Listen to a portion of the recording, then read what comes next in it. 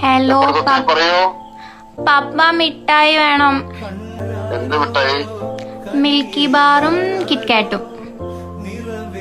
Okay okay.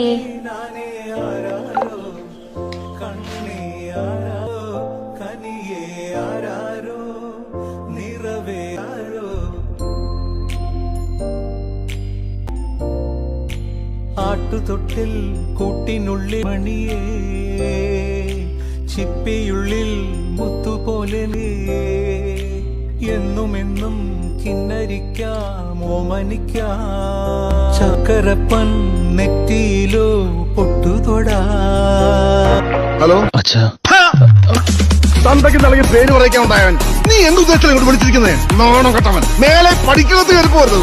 പറഞ്ഞ മനസ്സിലാണോ? വേണ്ടായിരുന്നു.